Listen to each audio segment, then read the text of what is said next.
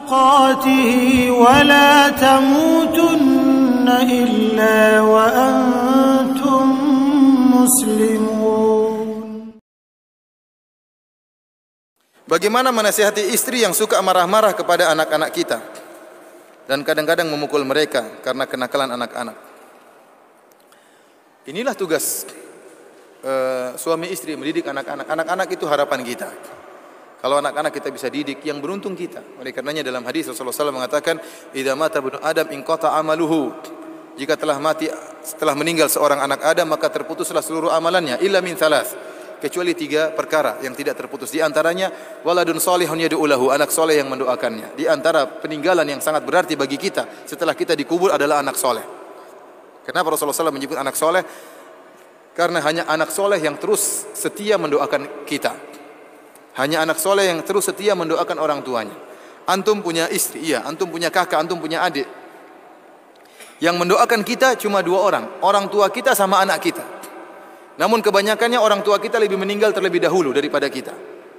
Iya atau tidak? Kebanyakan orang tua kita lebih dahulu meninggal. Tinggal istri kita, anak kita, teman-teman kita, kakak kita. Antum saja jujur coba. Ada teman-teman antum yang meninggal, sama-sama teman ngaji. Berapa banyak antum doakan dia? Paling waktu dia meninggal aja antum doakan. Selanjutnya antum tidak doakan, kecuali terkadang kita sebut nama dia, yo kasihan rahimahullah, semoga Allah rahmati dia. Tetapi mendoakan dalam sujud, dalam salat tidak pernah. Kita jujur aja, kita tidak melakukan seperti itu. Ustadz antum doakan atau tidak? Mungkin lupa antum tidak doakan. Artinya yang kita bisa harapkan doanya anak kita. Istri kita mungkin doakan kita, mungkin. Tapi kalau dia kawin lagi sudah mungkin dia lupa. Dia bilang suami saya ternyata dulu kurang ajar, lebih bagus suami yang sekarang. Malah dimaki-makilah kita. Yang benar-benar mendoakan kita adalah anak kita. Oleh karenanya untuk mendidik anak-anak butuh perjuangan. Anak-anak dia punya hak untuk bermain. Anak-anak ya namanya anak-anak, dia suka dunia dia bermain, bagaimana bisa bermain. Kita tugasnya mengarahkan. Kita boleh pukul namun sesekali, bukan menjadi hukum asal mukul anak-anak. Bukan menjadi hukum asal mencak-mencak sama anak-anak. Anak-anak yang dididik dengan cara seperti ini akan buruk suatu saat. Dia akan ingat, bapak saya, ibu saya selalu mukul-mukul saya. Dia malas doain kita kalau begitu caranya. Dia malas enggak mau doain kita. Kalau sudah besar dia tidak berbakti sama kita. Kenapa? Karena cara didik kita dibangun di atas marah-marah dan emosi.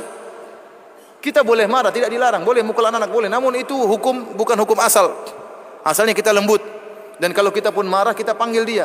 Tahu kenapa ayah mukul kamu? Kenapa ayah hukum kamu? Sampai dia mengaku dia yang salah. Kamu ada salah enggak? Oh enggak, bapak yang salah. Oh ini kurang ajar kan. Tapi anak-anak insya Allah kalau kita ajak baik-baik dia akan ngerti kamu salah enggak. Dengan lembut-lembut. Sehingga dia tahu dia dihukum karena dia bersalah dan ayah sayang sama dia maka dihukum. Bagaimana kita menanamkan bahwasanya hukuman yang kita berikan karena sayang kepada dia. Itu harus ditanamkan kepada anak-anak. Tapi kalau anak-anak sering dimarahin, kasihan nanti dia tidak berakhlak. Anak-anak kalau sering dimarahin, dia tidak berakhlak di rumah dan di luar juga tidak berakhlak. Bagaimana antum mengharapkan anak antum menjadi anak yang soleh sementara setiap hari antum marahin, antum pukulin? Berikannya bertakwalah para ibu-ibu ya. Ya, kalau emosi sama suami jangan anak jadi bulan-bulanan ya. Lagi marah sama suami anak yang dipukul. Wah ini kasihan anak-anaknya. Sabar dalam mendidik. Sabar dalam mendidik.